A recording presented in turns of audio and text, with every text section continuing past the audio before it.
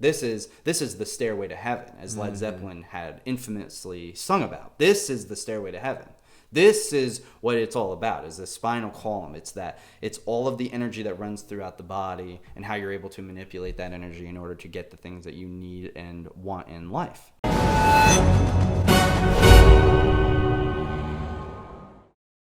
Welcome back to another episode of We talked about this. What the fuck are you doing? Knock it off! Knock your shit off! Welcome back to another episode of Psycosmos. I can't use my arms today. No, I'm just joking. Last time I hit the table a whole bunch, so yeah, we're gonna try to avoid that this time around. Where are you going? What are you doing?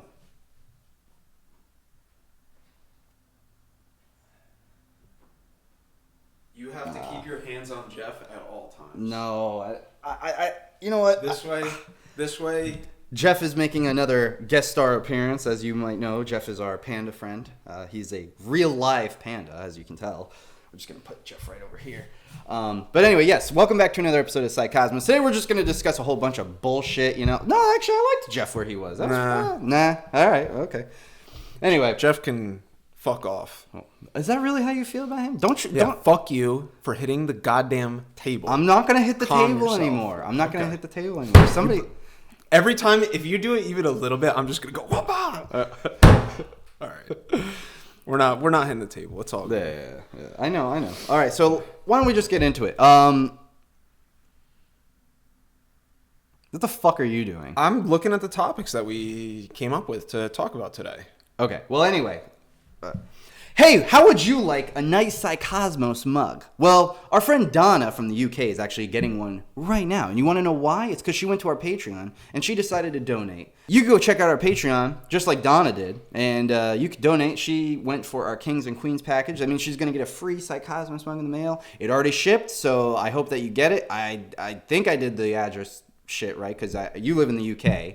So anyway, great. It's a ways away from here, so it is. But it'll get there eventually. Yeah, it'll get there. I'm pretty sure it actually will get there within the week. So awesome. Good luck to you, Donna. Thank you so much for supporting us. And if you'd like to get some merch, maybe you like the cup, maybe you're more interested in something like a phone case, you can definitely go check out our merch store and you can go buy some of our merch. We would really, really humbly appreciate that. We have some people who've gotten some stuff. We got pillows, we got nice sweatshirts and shirts and a whole bunch of nice other shit. So why don't you go check it out?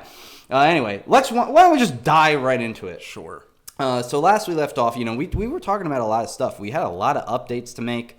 Especially at the book that we wrote over the last 9 months. Really, it's been over the last couple of years, really, but 9 months where we've actually really been compiling something.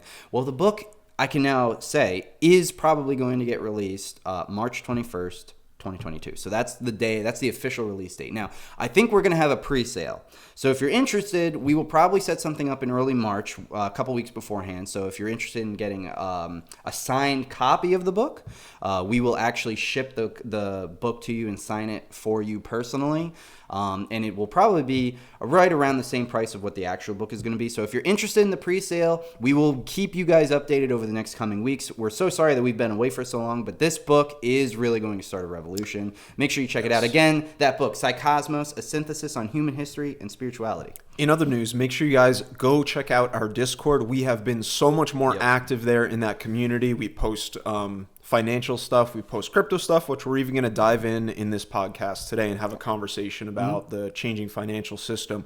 Again, I want to reiterate, Discord, we're posting more there. We're going to have another drawing competition there in due time, among other things. And honestly, just a huge shout out to our Discord members that I know off the top of my head. Arthur, thank you for joining recently. Ray, you've been super active in the past few weeks. Yep. Prince DDD too for setting it up. Seriously, we love you guys. We love that you interact with us there.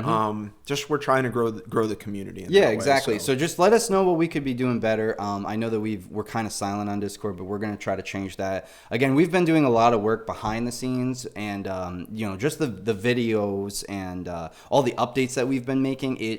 it has been a thing that we're trying to juggle, but now that we've done a lot of stuff with the book and everything else, we're kind of getting coming back, baby. That's right. We're setting up a lot of stuff. So you guys just stay tuned. But yeah, let's get into that crypto stuff. What's been going on in the crypto and financial world? Man, it is wild. I don't even know where to begin because there are so many different companies right now pushing their crypto-related projects. They're building off these different blockchains. You have NFTs on the rise on multiple different coins, Ethereum, Polygon, Cardano, even XRP. There's some NFTs that are already going to exist on these blockchains. So the system overall is growing rapidly. And I think, I'm not sure, you may have mentioned the quote to me, but it's something like the biggest return right now, or the fastest growth in any industry we've ever seen, bigger than the internet, is cryptocurrency. That's correct. And not only that, but for all the people at home, whether you're from America, whether you're from out of the States, the Federal Reserve, the financial institution, which is essentially the central banking system, really, worldwide, is undergoing massive changes right now. They're not talking about it naturally, but we can expect a couple of things in the not too distant future. So let's take the politics out of it. We're not going to get super political probably on this podcast. And we try to stay away from the politics, but it's impossible when you're talking about world events. But overall, the state of the world right now, there's a lot of stuff going on in the underbelly. There's a lot of things going on, and this is all public information. You can find it. It's just you have to know what you're looking for. So, for example, ISO 20022, that's going to be next November in 2023. The banks are going to be instituting a new regulation for cryptocurrency to get involved with the payment system. And the goal of this is for more oversight over what the community, basically society, all communities are buying and selling. They want more transparency on who's buying what, where it's going, et cetera, et cetera. And how fast it's getting there too. And the best way to monitor that is to use cryptocurrency as a standard, because everything's on the blockchain. Everything is public. So there's a lot of stuff that's been going on revolving around that. And another big thing was the interest rates, which are going to fluctuate soon from the Federal Reserve, at least that's connected to America. America being a capitalist powerhouse of the world, the Fed is looking to raise interest rates soon. Now, I don't know when. We're not making any predictions. But when that happens, we can expect a bubble burst. It's probably similar to what we saw in 2007, 2008 with the economic crash that we had.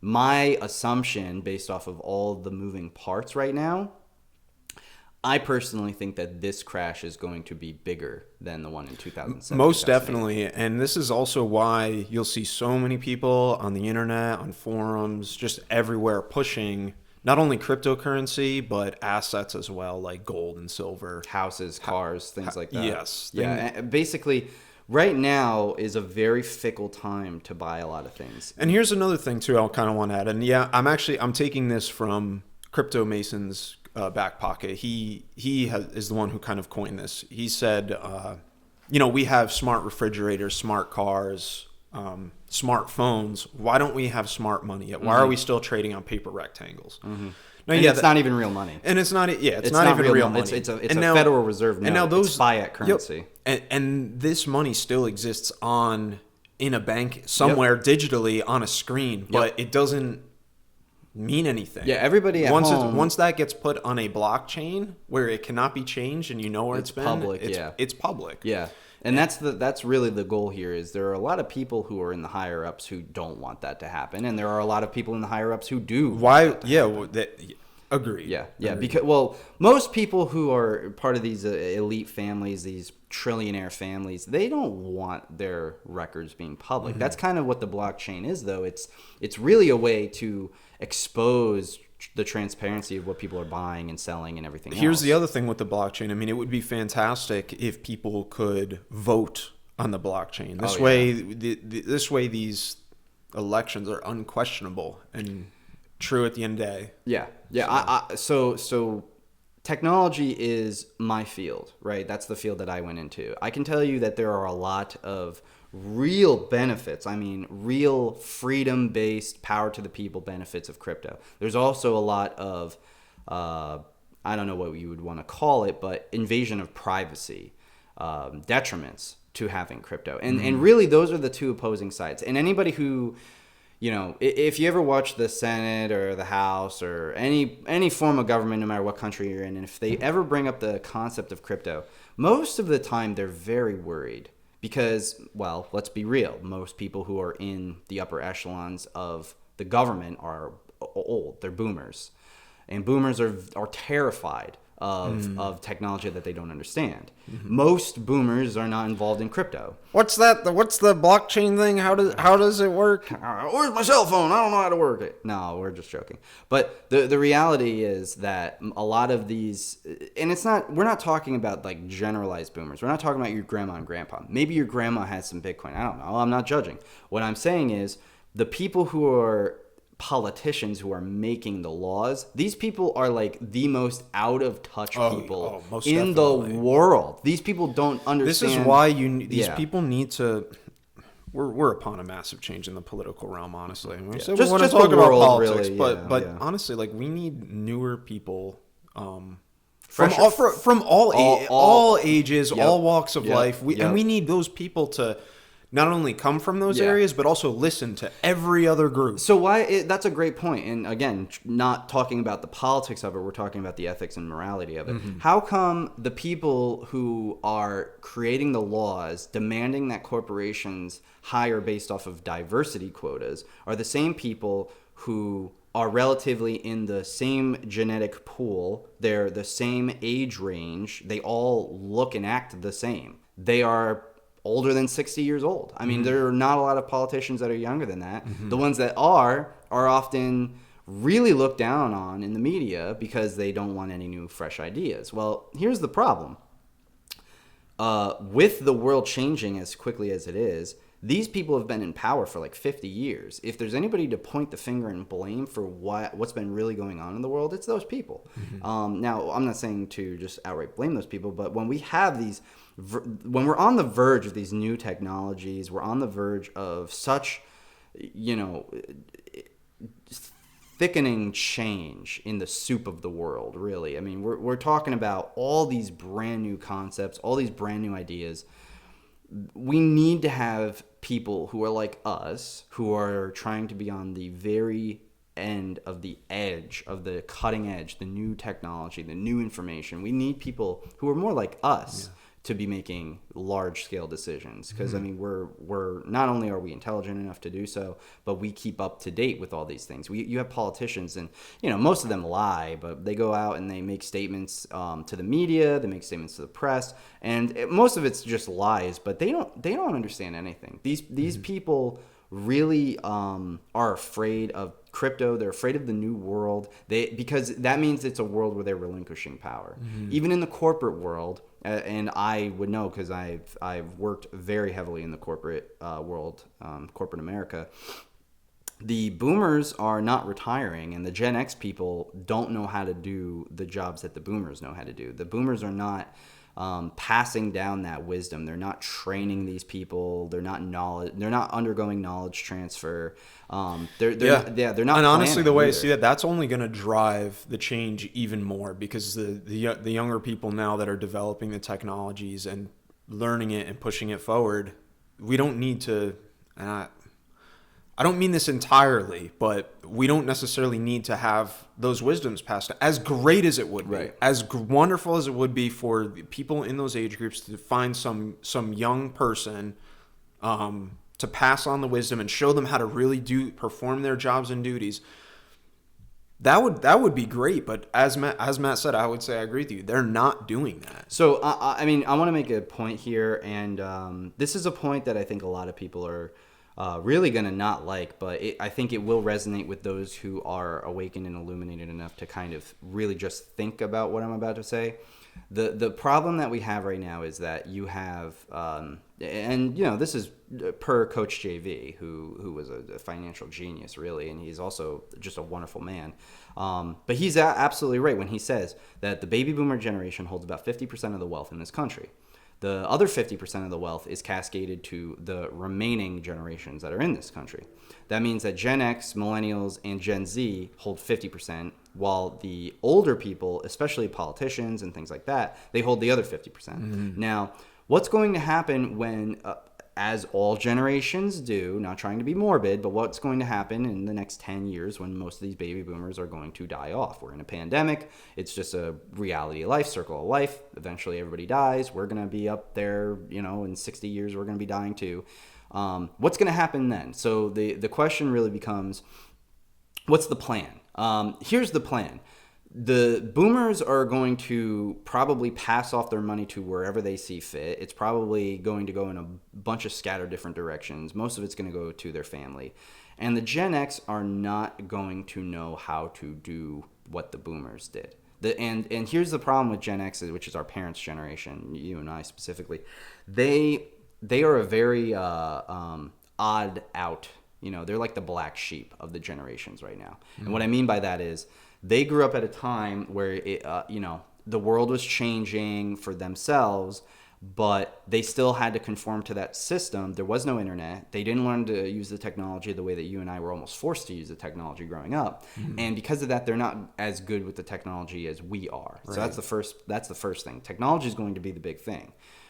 Because we got into video games and everything else that was marketed to us. We got into tech super early. Yeah, early. We're surrounded by it constantly. And we got the phones and everything. And that doesn't mean that, I'm not saying that boomers or Gen X can't even work a phone. I'm talking about in corporate America, because I've seen it with my own two eyes. People who are older often tend to not understand how software works or technologies. And that's not everybody, obviously. It depends on the different systems or that they're using or what kind of vertical industry that they're in. But that's irrelevant. The point I'm getting at is you're going to have such an overlap. And the people who are between the ages of 45 and 65 right now, who I would kind of throw into that Gen X pool, they don't really, I don't know if they get that yet. I don't know if they get that, that Gen X tier, they're so happy making $100,000 a year at like 55 years old. And they think that that's impressive. It's not. It doesn't matter if you have a bachelor's degree or anything. I mean, I make that much. It's not, that's not impressive. What's impressive is, to kind of play the other side of the coin there, though, you got to keep in mind, like, our parents' generation also had us super young, so that not only are they juggling growth within a career, but they're also juggling your parents raising a kid. Your parents had you super young. Mine didn't. My father was like 30 years old when he had me. So I mean, that I get your point, but it depends. What I'm getting at is it's the generation. It's not any specific example. But to get back to my point, what's super impressive is, what are these people doing for society? How are these people making bold strides? I know that there are plenty of impressive Gen X people. I know that there are plenty of impressive boomers, and there are plenty of impressive millennials, and I'm not trying to generalize it based off of their age group. It depends a lot, too, on how people define success, though. And honestly, some people set that bar a little bit lower than other people. That's kind of the point I'm getting at, though, Dan. That's why I asked the question. That's why I'm asking the question. Yeah, how millennials see success and how Gen X people see success is very different. A lot of the time, Gen X people are go to work, get a job, make a lot of money. Well, what happens once you exceed that threshold? And you and I have seen this. That's where the road ends for those people. They don't actually try to think big or dream big. They don't try to go outside those boundaries. And I'm not blaming them. I'm actually blaming the boomers, if I'm being quite honest, because the boomer generation did not instill enough wisdom because they wanted to retain power. This is the problem we're seeing in society right now. That I would agree with. The boomers wanted to retain power. They didn't knowledge transfer enough to Gen X. Gen X is this black sheep generation, which is like stuck in the middle. They're trying to like hold the old traditions of the boomers while also trying to be in this new world. And it's very complicated for them. I know a lot of people in that age group who I'm personally friends with, they're lost. They're lost. They don't have life figured out, even like the way that you and I do, because you and I are part of that esoteric community. We study the spiritual. We go for the root core of what drives and motivates a human being. What makes you truly happy? What makes you enlightened? What makes you illuminated? What makes you want to be on the path where you can die knowing that you changed society in some positive way? I know personally from even members of my own family who have been in that Gen X age group, they have died with like doing nothing, leaving actually a detriment on this planet, and hurting people because they just couldn't figure life out. They grew up in a generation where it was drug, sex, rock and roll. Specifically Americans, drug, sex, rock and roll. That was like a big thing in the late 70s and the 80s. Okay. And everybody knows this. Everybody knows this, and it's great to have fun. Gen X people are great to hang out with. You can have a beer with them. But what do they do other than try to make money or climb the corporate ladder? A lot of them don't look inwardly. A lot of them just want to watch TV, go on their phones, whatever. It's going to be a very big power struggle for our generation, because where do you think Gen X is going to learn how to act and treat people? They're not going to learn it from us. They're going to learn it from the boomers. And how have the boomers treated people over the last 20 years? They've treated them like dog shit. And not only that, but they have purposely put people down so that they could have the power. They could retain the power. Yeah. That is where they try to slow down growth. And because some institutions and in some ways, they've really tried to keep things going at a pace. You got to keep it at the status quo. I mean, I can tell you, government workers in America, once 5 o'clock hits, you can't stay there and work overtime most of the time. If you're a government worker, 5 o'clock hits, you got to go home. Yeah. They don't. And what are they doing most of the time? They don't do a lot. I mean, I'm sorry, I worked in the government. They don't do a lot. Yeah, I think we should take this part of the conversation to another turn, and I'll try to introduce something related to kind of what we were just talking about. But I think that in a lot of cases, the issue is that these older groups, or even the Gen Xers specifically, they have not, at certain points in their life, decided. What is it that I really want to do? What is my dreams? Because from their parents' generation, they were just telling them to, like you said, go out, get a job, climb the corporate ladder. So they didn't find themselves necessarily doing what exactly it is what they want to do. And that, I think, in part is due to the fact that the opportunity wasn't always necessarily there. I disagree completely. Gen X had more opportunities than we do completely. They had every opportunity. They could buy houses for extremely cheap. They could buy cars for extremely cheap. Right. I'm going to tell you what the real problem is in the root core of it. It's psychology. Okay, baby boomers. You don't think, though, that technology not being as prominent sure. in their society growing up. Oh, that absolutely played a huge role. Okay. I mean, the only reason that you and I know as much as we do is because of the internet. Yeah. We wouldn't know anywhere near as much as we do if not for the internet. So that I can agree with. But you have Gen X people who were like Bill Gates who got on board with tech, and then you had Gen X people who in the 80s were like, whatever, I don't need to learn what a computer is.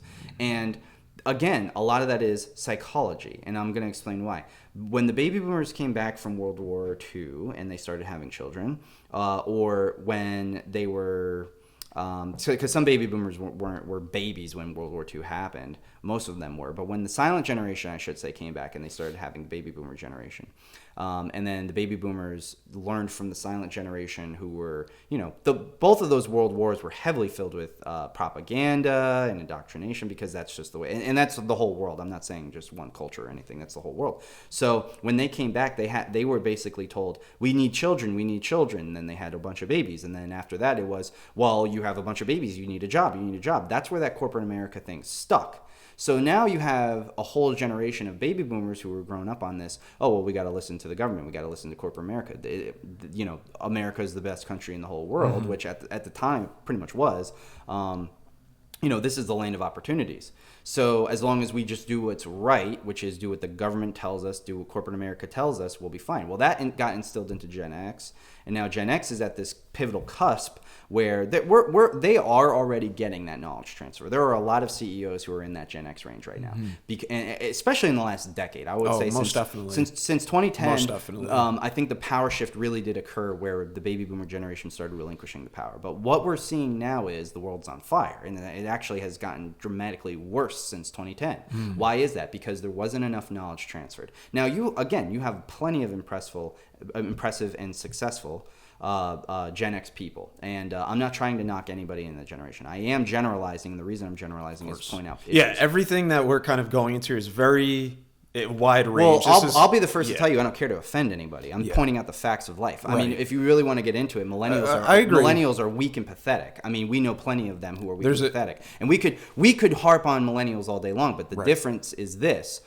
We, as millennials, know all about that because we were in that generation. But that made us extremely hyper-conscious. Gen X and baby boomers are like this. They're blind. They're not conscious at all. And I'm going to tell you one of the big contributing factors for that is the baby boomers were very faith-based. Okay? They went to church. They had their little... Yeah, if I do this, this is the outcome. it's equational. And if that's I why, put my faith, if I'm a good person, I will have eternal life, etc. You phrase it however you want. Right, but the Gen X is very agnostic. I wouldn't say atheistic. I would say millennials are very atheistic. Gen X was agnostic. Gen X was like, I don't know if my parents really have the right idea. Like, what is this God shit? And where is this guy? I disagree. I disagree with that. I think no. I mean, I'm talking statistically. No. I mean, when you said that millennials and Gen X, you said that millennials are more atheistic. Yeah, more atheistic. And well, when we were growing up, at least. You can't disagree with me there. A lot of people were atheistic when we were growing up. I think these groups are so large that I think there's so many people within them that some are incredibly faith-based. Well, of course, of course, Dan. But if the groups are so large, but you have to generalize them because that's what millennial and Gen X and Boomer is. Those are generalizations. They're already just shoved into groups, and the media just generalizes them anyway. The only reason I'm pointing all this out is because if there's anybody in any of those age ranges who are at home and they're thinking about possibly changing themselves for the better. These are things that I know for a fact because I have been in it. I have worked with thousands of people. I've had thousands of conversations talking from people all the way up until 90 years old in the corporate space, all the way down to 20. Okay, so 20 to 90, that's a huge range. Oh, most definitely. So psychologically speaking, I have noticed very similar trends in the way people are aged versus the way that they act. Gotcha. So I'm giving my biased anecdotal experience, but it does actually, based off of the statistics and studying the psychology of the human mind and studying the psychology of history and how these people were brought up, I can generalize that, and I've helped plenty of people in those age groups. Gotcha. One thing I will say though is anybody who's older than me, generally speaking, if because most people don't know what I study, most people don't know what I know, which is why we wrote the book. They're very, what's the word? They're very quick to judge and think that you don't know anything because you're younger. Oh, yes. And why would they think that? Because when they were growing up in that world, that's how life worked. That's what they were told. They didn't have the internet, where the internet has given people the ability to supersede anybody as long as you're willing to put in the effort. For example, there are 15, 20-year-old kids who know way more than me about tech. They could probably build a fucking spaceship or something. Like they could engineer. I don't know. They could engineer almost anything. They could probably come up with free energy. But you want to know why that is? It's because they have done more research and more work and effort into learning more about those things because of the internet. They had more resources. So to play into your point, yeah, that absolutely plays into it. I'm not bringing that up as a point to bash any of the generations. What I'm saying is the people who are in the older generations compared to us, they don't know what they don't know, and they're very unconscious about it. They don't realize it at all, and I think that's what's contributed to a lot of the problems that we see today. Oh, trust the science, the cult of science. Just give into letting anybody tell you what to do. And why? Because when we grew up, we did what anybody older than us told us. Anybody who was an expert, we just trusted them blindly because they were the expert and they were older. Right. Well, I'm sorry to say to the old people, but the unfortunate reality is that anybody can become an actual expert on this stuff if you put in the effort because of the internet. And that has changed the dynamic of the world completely. As everybody knows. To the point where it's like, it doesn't matter what degree you have. It doesn't matter if you have the title doctor. I'm sorry. I'm just gonna I'm just gonna say it. Yeah, it does not matter if you have a title. You don't have to have that title degree to be able to look at a graph on the internet and understand how to read it and what it means. We know plenty of people with master's and doctorate degrees, and they just do whatever they're told. Why? Because that's the system that has been incorporated around the education If you work hard for this piece of paper and you get in, join our team. That means you're smarter than everybody else. Yeah. So we'll look out for you. So we'll look out for you. But it also means you're smarter than everybody else. You've had thousands of doctors who've come out in protest of the state of the world right now with the pandemic, and that's how as far as I'll go with it. And they don't get listened to, but they are just as certified as other doctors who come out in support of all of the pandemic stuff. Right. So you have a clear split. I would say, from what I can gather, there's a lot more doctors than people think that are actually very against this pandemic, very against all of the things that are going on and revolving around that. But of course, they don't get the media attention because the media always tries to sell people. It's a system. It is a matrix of sorts, a simulation, however you want to call it. The problem that we have in today's society with people is that when you had the silent generation, the baby boomers, the Gen X, what did they do? They all taught, listen to your elders, respect your elders, do what you're told. It almost put in this childlike mindset into a lot of people. And I will tell you this personally, I know a lot of people, and I know you do too, who are double our age, so in their 50s, and they have the mindset of basically like a 20-year-old. They don't get on a deep spiritual level. They have spent years of their life wasted drinking, working. They don't actually have anything that they have as far as like an ultimate goal of theirs. Oh, I want to travel. Oh, I love my kids. That's all great. That's part of being human. But when you die, what kind of mark are you leaving other than maybe having kids? Maybe other than whatever your job was. You know what I mean? So again, it comes down to this almost a spiritual essence. These people never fed their spiritual. And why? Because the outside world tells you to reject the internal voices. Just to kind of play devil's advocate a little bit there, I would say I agree with most of what you say. And of course, that's not everybody. Yeah, I would just say that it's, I kind of lost my train of thought. But it's like this, life is very, very challenging. And sometimes things come up that not necessarily get in the way, but it's just another obstacle and can seem much bigger at a time in the past than they are today. That's 100% true. But I also feel like when you listen to a lot of older people, all they do is make excuses. Excuses for anything like revolving around that. Yeah. Look, we're a very empathetic crowd here. The whole reason that we're pointing this out is not to attack people. It's not to discriminate. It's not to generalize. Of course we're generalizing because that's kind of what you have to do when it comes to these types of terms. But the point I'm getting at is the higher level. All right, if we want to zoom out, we want to look at the high level piece of what I'm saying.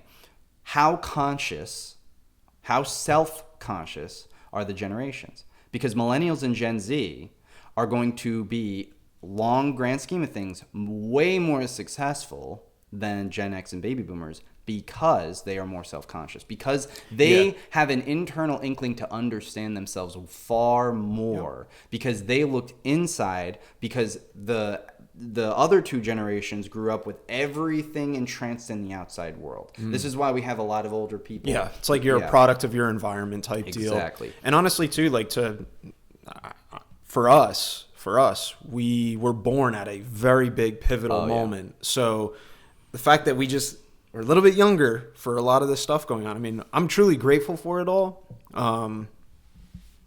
But yeah, it definitely changed a lot in the grand scheme of things as far as our generation goes, like Matt said. Well, I mean, here's the deal, and I've said this a lot, and this is, again, my own anecdotal bias experience. I wanted to be successful in my own right. Successful to me is not making money.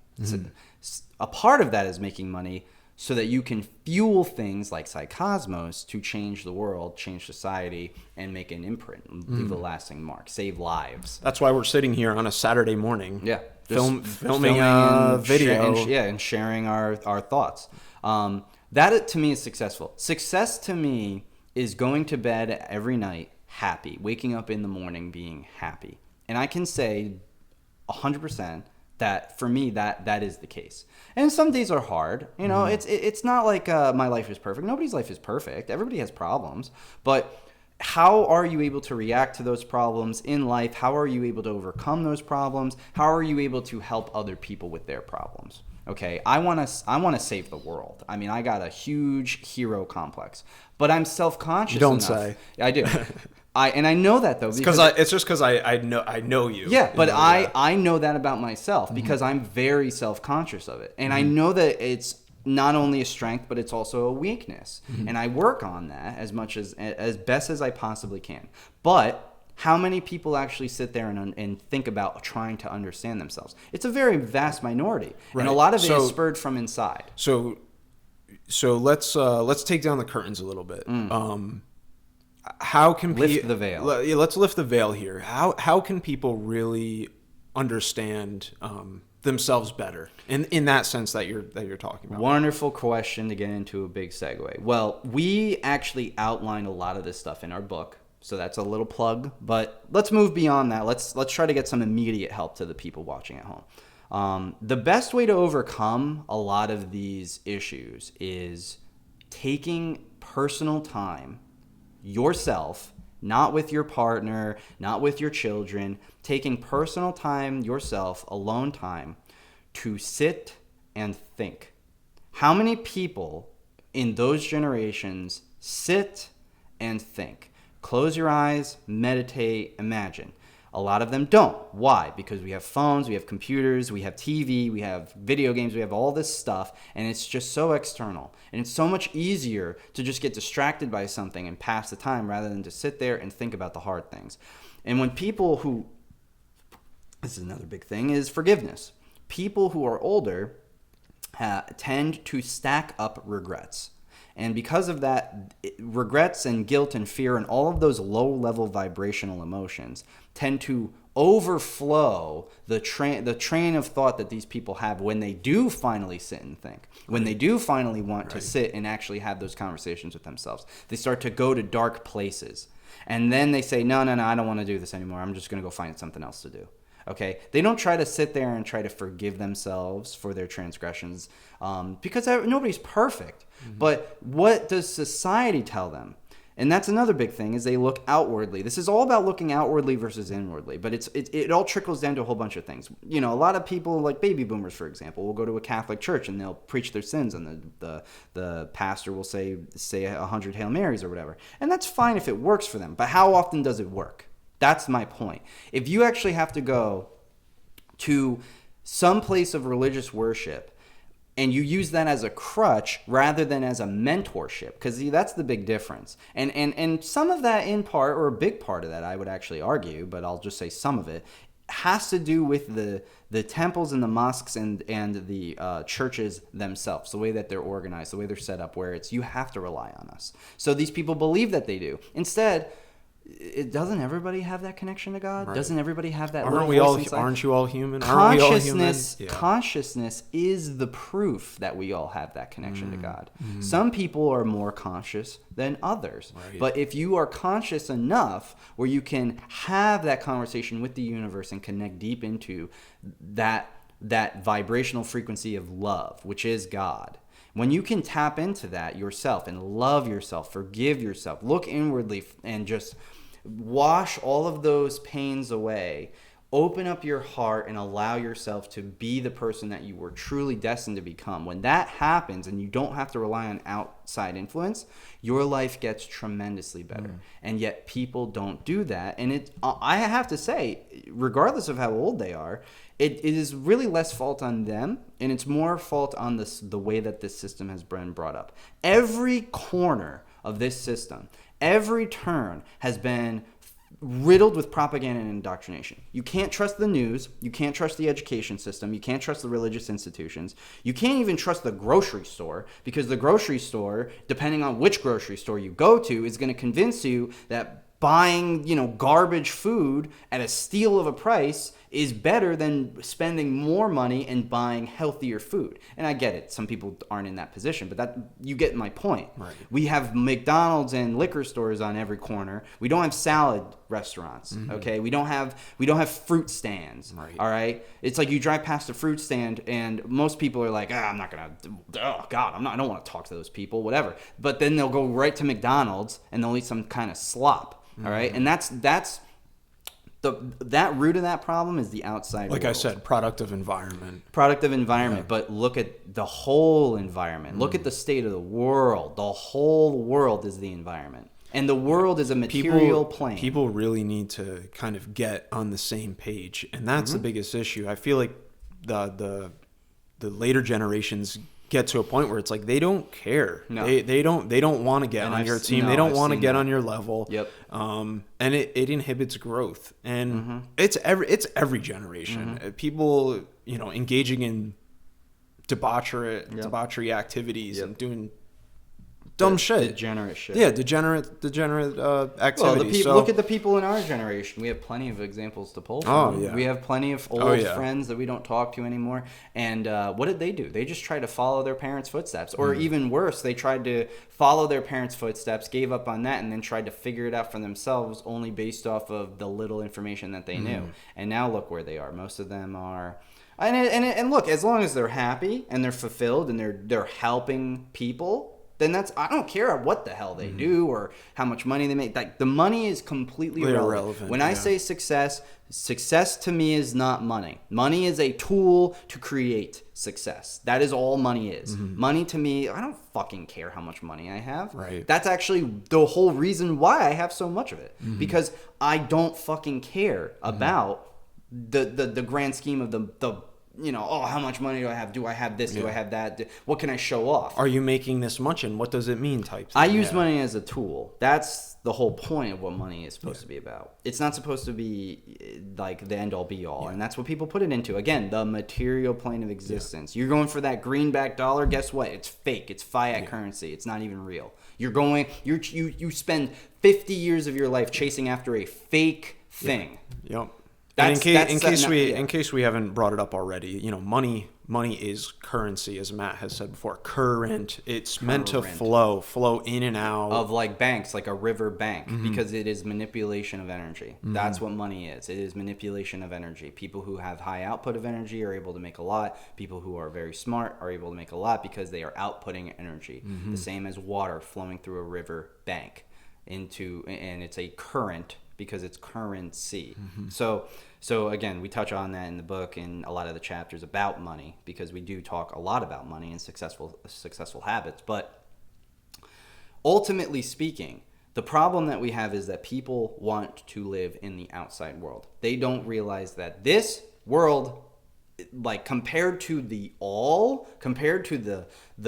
mass beauty of the cosmos. You know why I think that is, Matt? Because these people don't. There's such little information from these people about what is the afterlife and what is pre-life. And that is a very fair point. Because they're like, oh, these are the blocks that we live with, and that is a very why would they care? And that is a very fair point. You're right. It's a struggle for them. I get it. Yeah, let me tell you the one thing that changes all that, though. Stop fucking listening to the outside world. Anybody can learn this stuff. Right. It's about turning inward. All you need to know as far as wisdom goes is like that the internal... Trust your intuition and learn from it. The internal is more important than the external. That's all you need to know. You don't need to know anything beyond that. Right. If you just take that one little pearl of wisdom, that the internal is more important than the external. Okay? And the external is important, but the internal is more important. And people don't look at that. They are all enamored in this. If you just take that one pearl of wisdom, it'll change your life. You want to know why? Because it will start to change the way you think about things. You will start to have more conversations with yourself. You will start to have more talks about the way that things actually are. Then you're going to start having conversations of why do you think that way, and why do you organize things in your own mind that way, and how is it that you're possibly biased in your perception of things. People don't ever go that far. That's wrong for me to say. A lot of people don't. To be go fair, that though, far. recognizing your own bias is probably one of the most difficult things to do. Yeah, naturally we're generalizing, but that's because the vast majority of the world does not know or experiment with or perceive the things that we do. Yeah. The higher realms, the upper echelon realms of the spiritual, I've seen them with all three of my eyes, and it is the most beautiful thing that you could possibly imagine.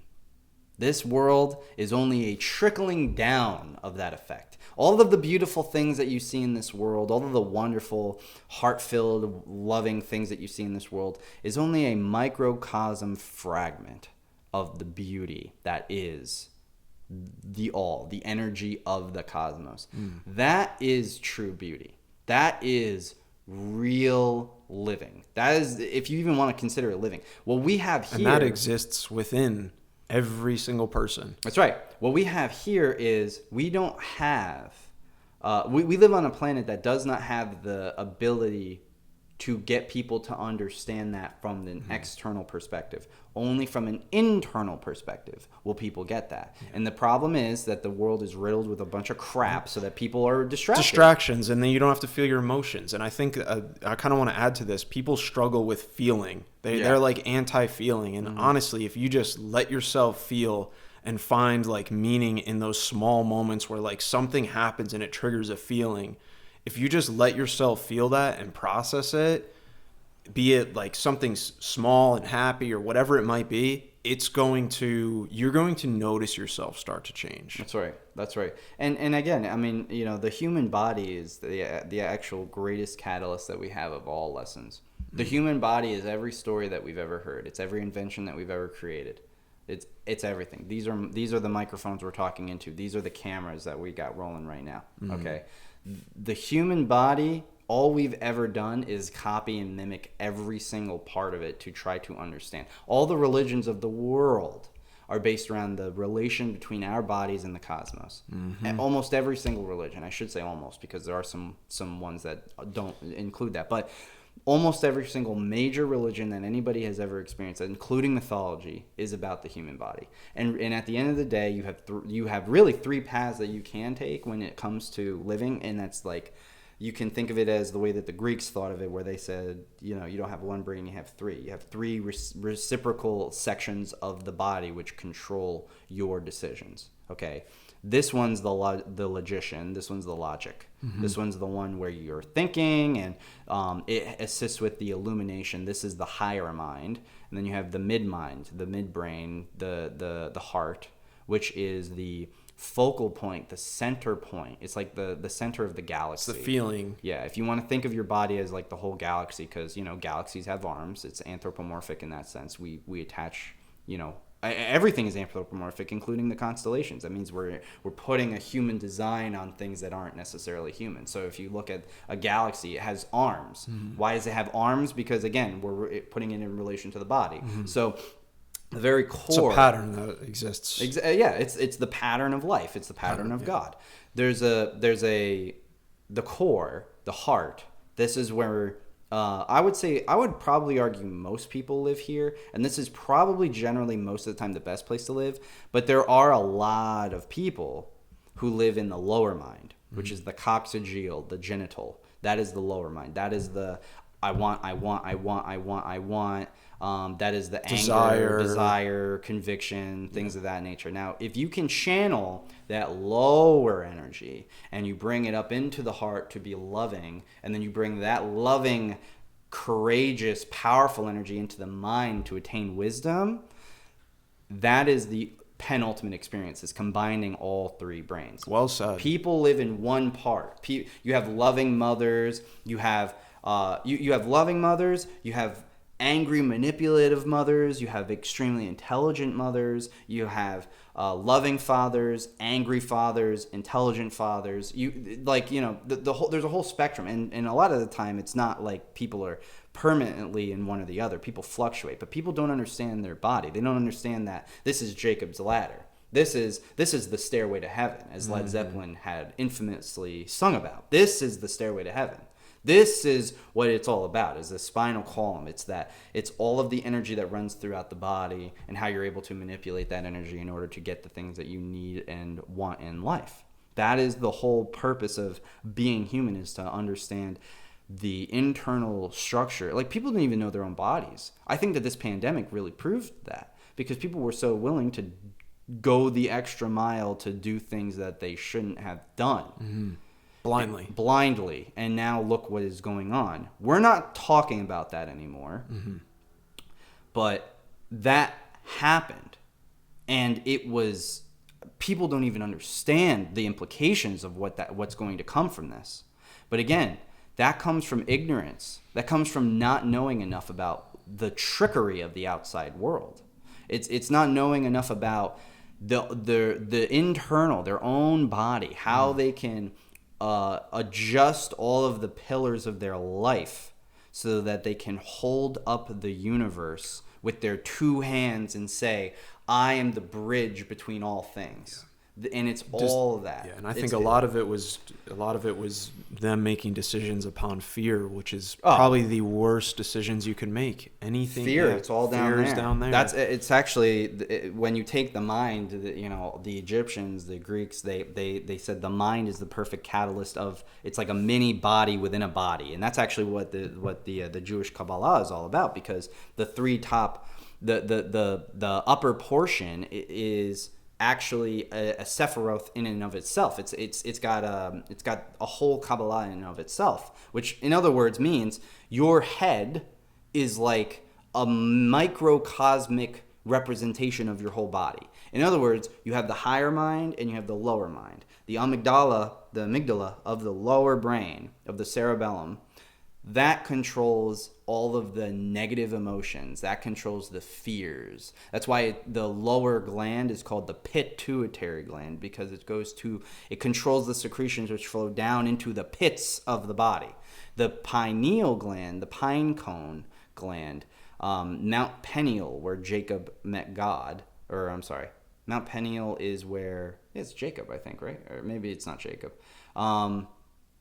Anyway, Mount Peniel in the Bible, that's the crux. That's where the communication with God is emphasized.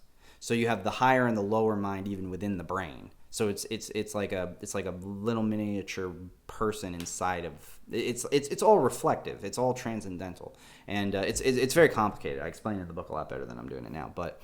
It's a universe in a universe in a universe. It's a universe in a universe. Yeah, exactly. It's a cycle within a cycle. In the pattern of the physical realm. Yep, it's a cycle within a cycle within a cycle. That's honestly chilling when you really think about it. But so the lower brain controls all of those lower emotions, and the higher mind is what is trying to become happy and illuminated and intelligent and connect to the ether. It's trying to connect to the all. That's what the whole chakra system is about. And so in Indian science, at least, that is the penultimate experience of using the body to connect to the higher bridges. Again, every culture on the face of the planet, whether you were Nordic or Indian or Egyptian or Chinese or any European, even Africans, South Americans, Aboriginal peoples, Native Americans, every culture talked about this in one way or another. Every single culture. There's a very famous Chinese tale, and the only reason I'm bringing this up because it plays into, we've been playing a little bit of Pokemon Legends Arceus, which has been fun. But there's a Pokemon specifically Magikarp. And then it evolves into Gyarados, which if you know anything about Pokemon, it's a really cool Pokemon. The whole story behind Magikarp is that it's a little carp fish. It's completely useless, and it's able to swim up a stream. I mean, if it's able to get up that waterfall, it's a waterfall. If it can get up the waterfall, it turns into a dragon when it gets to the top. The gods, and this is based off, not Pokemon, this is based off of a Chinese tale. That's what that Pokemon is based off of, because Pokemon no idea. Pokemon is extremely occult. That is awesome. That story of the little carp going up the waterfall, becoming a dragon, that's the illumination of the spine. That is the sacred secretion process. Bringing that fishy oil at the base of the spine up into the brain and becoming the illuminated dragon, which the Chinese often attribute the dragon. That's why they hold the pearls. The dragons are not scary creatures. The dragons are perfected snake beings, which, as Jordan Peterson says, we all have snakes within us, right? So it's the catalyzation of that snake, the kundalini energy. It's that catalyzation rising up and bringing it up into the mind to grant the midbrain thalamus that pearl of wisdom that the dragon holds and becoming the dragon. That's what all of these tales are about. Incredible. It's transcendental, no matter what culture you look at. I didn't want to cut you off before because you were on a roll, but the big thing I was going to say was, the people of the past aren't given enough credit for sitting down and meditating over this and figuring it out and laying the bricks for me and Matt to sit here right now and have this conversation. It's phenomenal. It's an amazing experience to be able to connect. That's honestly, I mean, I think I speak for the both of us when I say, like, I'm grateful. We're grateful for the people we are and being born in the time we are even with today. All the crazy shit in the world. Even with it is the greatest. This is what we're here for. This is what we're here for. We are here to spread this this and knowledge help. and continue to lay the bricks down for these people to understand the metaphysics and the esoteric wisdom of the ancients and the people of the past. Yep, that's exactly right. And ultimately speaking, that's why we do what we do, because I watched it with my own two eyes. You know, my parents, my family, my friends, people who were once considered my friends. They just kind of went through life, and you know, I've talked with a lot of older people with regrets. They just trudged along. They really bought into this outside world, and so many people were so skeptical to even get involved with anything that was faith related because you can't prove anything and there's no science behind it and blah, blah, blah. Unfortunately, yes, you can. You just have to try very, very, very, very hard. Right. And guess what? People don't want to do that. That's the sad truth. That's why you have people who are like 60 and they're like agnostic atheists. Mm-hmm. That's sad to me. Well, to reiterate, they're not living in tandem. Right. Well, 60, 65, 70, 80 years old, and you seriously haven't meditated once in your life? You haven't actually sat there and actually thought internally? It's all science, science, science. Are you kidding me? Yeah. Pathetic. Mm-hmm. Really. It connect to the higher realms. This earthly lowly plane of existence is almost practically useless. It's a means of learning lessons and stories. And when these people are on their deathbed during this pandemic or whenever, when these people are lying there on their deathbed, you know, all these people, they're shaking, they're crying. I don't want to go yet. I don't want to go yet. You know why? It's because they didn't do enough work. And because, you know, these conversations are hard to have. Like I'm not gonna lie, you know, and I know it's a lot of energy output from both of us, you know, and it's. Well, I know that maybe we sound like assholes the way that we say these things, because it's like, who the fuck are these two kids trying to tell me, you know, I'm 3 times older than you. Who the fuck are you trying to tell me? Well, you know what? You can believe that if you want, but you will never get anywhere in this life or the next if you have that kind of perception. I know people who know way less than I do who are very much older than me, but I personally am under the impression that every person can teach you something that you don't know. Every person. I would never reject a 15-year-old kid or a 10-year-old kid or a 5-year-old kid that was trying to teach me about life. Yeah, it was you know actually... why? Because kids are beautiful. It is so awesome. Pure, I have a story. Innocent creatures. I have a story. It was crazy. I was in the gym here in our complex exercising. This is last year at least. And for Christmas, I was very fortunate to get a pair of like headphones, AirPods or whatever. And I'm in the gym and I'm using them. And like 3 kids come in. Now, they're really not supposed to be in the gym. They were alone. They were unaccompanied. But I was the only one in there. And I in the moment, wasn't particularly bothered by their presence. They were a little bit rambunctious, kind of running around, doing their thing. And they were grabbing the weights. And I didn't want them to hurt themselves. So I said I was showing them how to use the light weights in a good way. Yeah. And one of the kids came up and he's like, "Oh, you have the headphones, you have the AirPods or whatever." And he's like, you can tap it to like change the song or something. And I was like, what is he talking about? I'm hitting it. I couldn't figure it out. And then I've realized what he was talking about. There's a little button on the top of it because I didn't read the manual. I just put these things in and was like, okay, I got to go to the gym today in a rush. But he showed me that. Yeah. And it was just like, wow, like here's someone teaching me. Everybody has something to teach. And that's funny. I mean, that's on a very like, minimalist level. Yeah. But even something as small as that, it's like you, especially today with how smart kids are and the way that they're integrated with technology, which could arguably be a bad thing because it's probably a little too extreme. But I would never reject if a 7-year-old wanted to tell me about what they thought about life. You want to know why? Because kids see the world for what it really is. They are so innocent. And you want to know why that is? Because they don't see the world in regards to, currency and money. They don't see the world the way that an adult does. That's half of it. The other half is, where do they come from? They come from the ether. That's why children are so innocent. That's why they're so beautiful. Because they come from the source. They come from a much higher, better realm. That's why every single person who starts in this life, that's the evidence, is your birth. Your birth proves that you are this being that it is just beautifully created, that came from a place that made you this beautiful thing, and now this world has turned you into this this like materialist person. Everybody at home should really really think about, what did you want to accomplish when you were a kid? What are the things that you wanted out of life? That is super important. Right. Yeah. Anyway, we're going to conclude here. Thank you guys so much for watching. We really appreciate it. If there was anything that you learned from this, make sure you drop a comment down below. Let us know what you're thinking. Again, we're not trying to generalize. We're not trying to attack anybody, obviously. But this world is, especially over the last 2 years, people have really exposed themselves for their ignorance and not knowing what they know.